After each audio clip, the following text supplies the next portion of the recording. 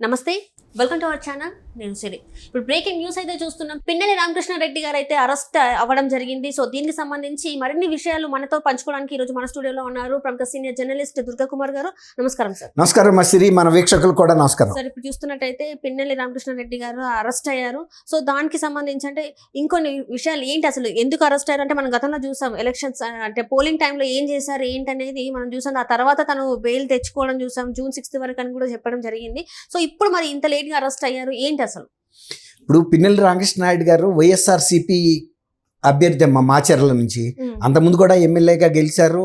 ఆయన ఆ ప్రాంతం మీద గట్టి పట్టు అంటే ఆ ప్రాంతంలో దౌర్జన్యాలు చేసినా కూడా ఆయన ఎవడో కూడా ప్రశ్నించే పరిస్థితి లేదు. ఆ విధమైనటువంటి దౌర్జన్య కాండగా ఆయన ఎమ్మెల్యేగా కొనసాగాడు. ఎన్నికల రోజున ఆయన ఎంత పరాకాష్ఠకు చేరాడంటే వచ్చి రాగానే మాచర్ల దగ్గర ఒక పోలింగ్ బూత్లోకి వెళ్ళి ఈవీఎం మిషన్ ఎత్తి కింద నేలకేసి కొట్టాడు. అది ఆపటానికి వచ్చిన తెలుగుదేశం కార్యకర్త మీద కూడా దౌర్జన్యం చేపోయాడు. ఆయన పోలింగ్ ఆఫీసర్ ఎవరైతే అక్కడ ఎలక్షన్ రిటర్నింగ్ ఆఫీసర్ కూడా కాదు, బూత్ లెవెల్ ఆఫీసర్ని ఆయన్ని కూడా దౌర్జన్యం చేయబోయాడు.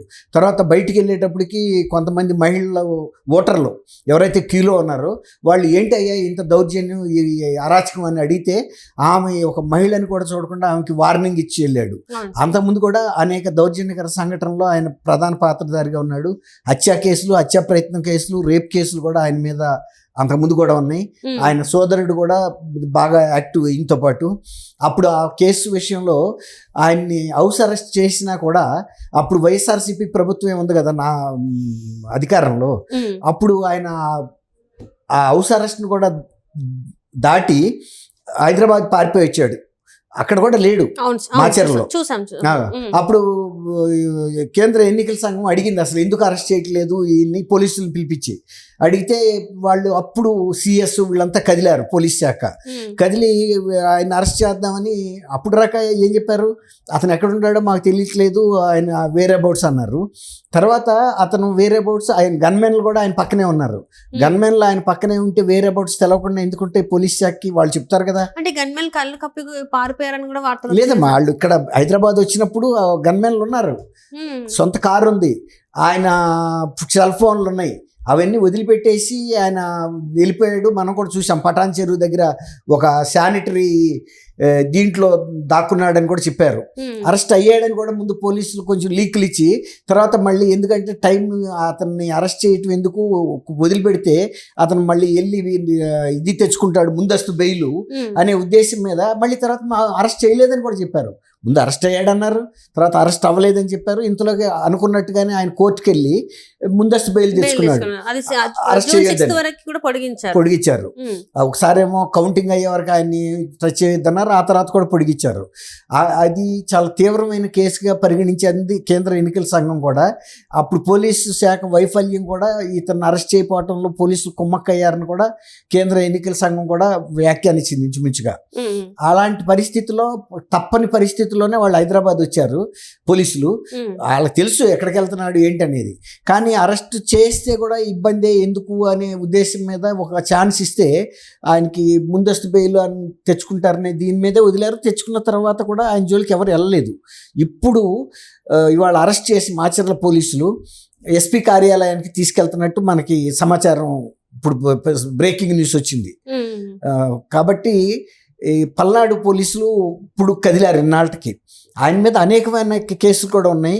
తర్వాత అక్కడ జరిగిన దౌర్జన్యం, ఎన్నికల రోజు దౌర్జన్యాల్లో కూడా ఆయన పాత్ర గురించి కూడా మొత్తం జిల్లా కలెక్టర్కి, ఎస్పీకి అందరికి కూడా తెలుసు. వాళ్ళు ఇప్పుడు గతంలో వైఎస్ఆర్సీపీ ఎమ్మెల్యేలు కానీ నాయకులు కానీ వాళ్ళ యొక్క అధికార మదంతో చేసినటువంటి క్రైమ్స్ అన్నీ కూడా ఇప్పుడు బయటకు వస్తున్నాయి ఒక్కొక్కటి. తర్వాత పోలీసులు కూడా జగన్మోహన్ రెడ్డి ఇంకా ముఖ్యమంత్రి కాదు అనేది తెలుసుకుంటున్నారు క్రమంగా. కాబట్టి గతంలో ఇచ్చిన ఆదేశాలను మనం పాటించక్కర్లేదు, ఇప్పుడు ప్రభుత్వం మారింది, చట్టం అన్ని మనం గౌరవించి చట్టాన్ని మనం ఫాలో అవ్వాలి అనేది వాళ్ళు ఈ అరెస్ట్తో కొంచెం రిలీజ్ అవుతున్నారు అనేది అర్థమవుతుంది. అంటే ఇప్పుడు పిన్నెల్లి రామకృష్ణారెడ్డి కాకుండా చాలా మంది కూడా చేశారు. ఏదైతే ఎన్నికల నేరాలు చేశారు, అంతకు ముందు కూడా చేశారు.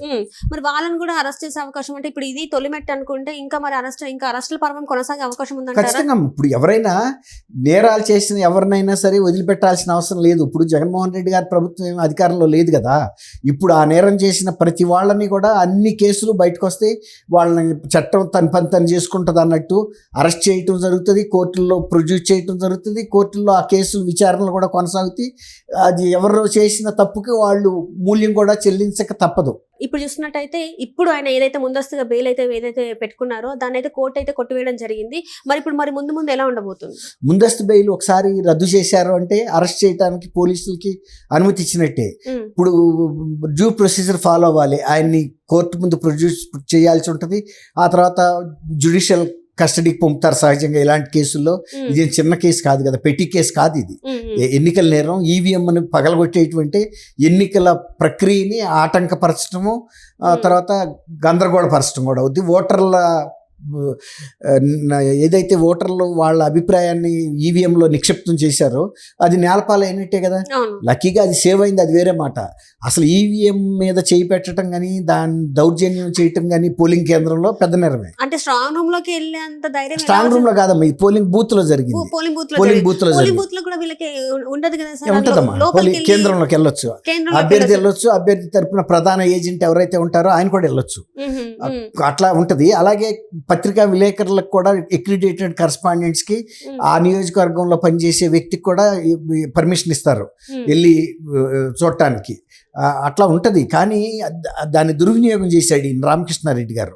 ఏంటంటే ఒక భయోత్పాతం సృష్టించడం ద్వారా నన్ను గనక కాదంటే మీరు బతకలేరు అని ఒక మెసేజ్ పంపాలని ప్రయత్నం చేసినాడు.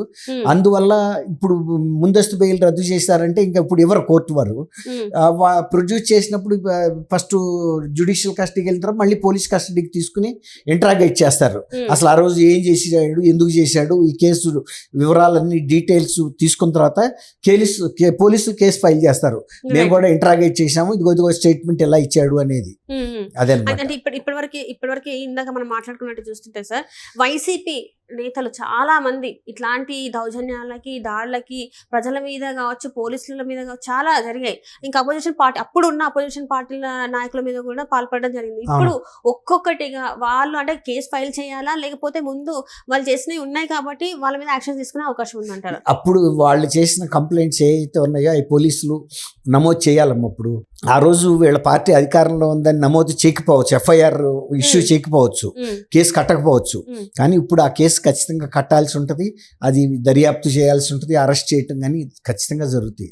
ఎందుకంటే ఎన్నికల ముందు జరిగింది హింస, ఎన్నికల తర్వాత కూడా హింస జరిగింది. అందువల్లే అదనపు పోలీసు బలగాలను ఆంధ్రప్రదేశ్కి పంపించారు, అదనపు పరిశీలకులను పంపించారు. ఆ తర్వాత కూడా ఎన్నికల కౌంటింగ్ జరిగిన తర్వాత కూడా 15 రోజుల పాటు ముందస్తుగా ఎక్కడైతే గొడవలు జరుగుతాయని అనుకున్నారో ఆ ప్రదేశాల్లో కేంద్ర బలగాలు కూడా మోహరించున్నాయి అప్పుడు. కాబట్టి ఆంధ్రప్రదేశ్లో తీవ్రత గట్టిగా ఉంది. అందువల్ల కేంద్ర ఎన్నికల సంఘం కూడా ఎన్నికల ముందు తర్వాత జరిగిన హింస మీద చర్యలు తీసుకోవాల్సిందిగా కూడా లెటర్లు రాస్తుంది, గవర్నమెంట్కి రాస్తుంది.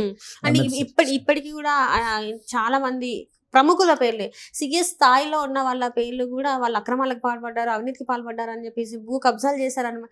మరి వీళ్ళ మీద కూడా యాక్షన్స్ త్వరలో మరి తీసుకోబోయే అవకాశం ఉందంటారా? ఇప్పుడు చాలా సార్లు మొదలు పెట్టేశారు. ఈ ప్రజాప్రతినిధులుగా గతంలో ఎమ్మెల్యేలుగా ఉండి అక్రమాలు చేసిన వాళ్ళ మీద కేసెస్ ఫైల్ చేసేస్తున్నారు.